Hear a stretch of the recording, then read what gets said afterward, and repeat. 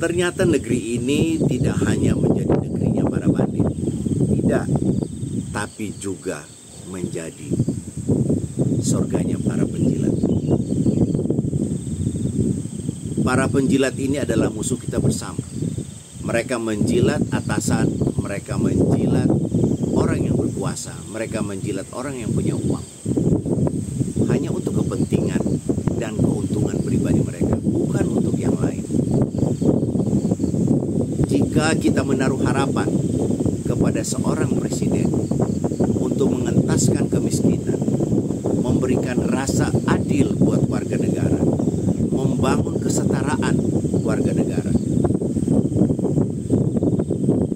Jika seorang presiden juga menjadi bagian dari kultur feodalistik itu, maka jangan juga kita menaruh harapan. Sepanjang Pak Prabowo dan orang di sekeliling Pak Prabowo ini, orang dalam,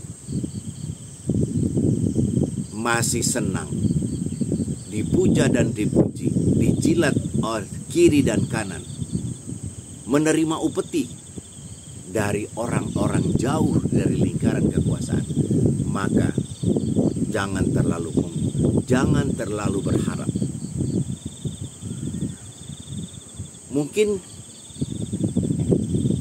buat sebagian orang yang berada di sekitar kekuasaan hari ini, mereka dengan gagah mengatakan bahwa Pak Prabowo akan memperbaiki negeri ini. Saya termasuk orang yang mempercayai itu. Tapi jika Pak Prabowo tidak memberikan lampu merah kepada para penjilat, para pemberi upeti di lingkaran kekuasaan, Pak Prabowo, maafkan,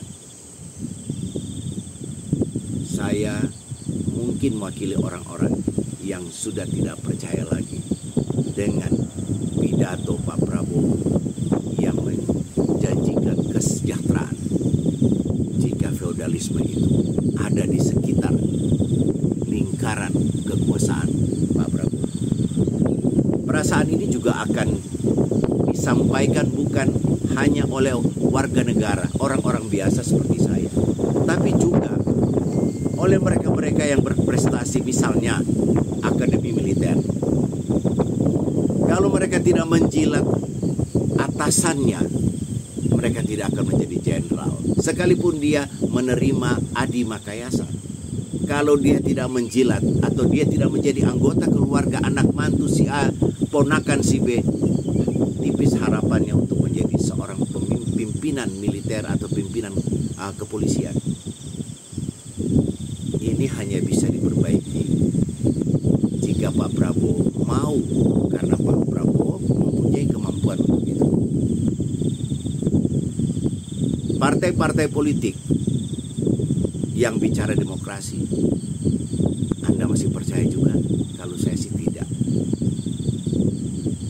Ketua umum partai akan mewariskan estafet kepemimpinan kepada anak dan keponakannya, kepada anak atau kepada istrinya. Bupati, wali kota, gubernur juga sama. Mereka menikmati kultur feodalisme itu. Mereka menerima upeti dan sanjungan puja-puji di mana-mana. Pak Prabowo, ini sangat berbahaya. Fundamentalisme kemiskinan, ketidakadilan negeri ini ada pada sistem feodal itu. Maka ayo Pak Prabowo, kami sebagai warga negara biasa, kami menaruh harapan Pak Prabowo untuk segera menyingkirkan para penjilat yang berada di sekitar kekuasaan. Dan pimpinan TNI dan Polri yang besar bukan karena prestasi, selain menjilat dan upeti, perlu segera disingkirkan Pak Prabowo. Saya tidak perlu menyebut namanya, tapi pasti Bapak tahu siapa yang harus dibuang sesegera mungkin. Jika Pak Prabowo masih merasa, atau jika Pak Prabowo masih menjaga, oh jangan, kasihan orang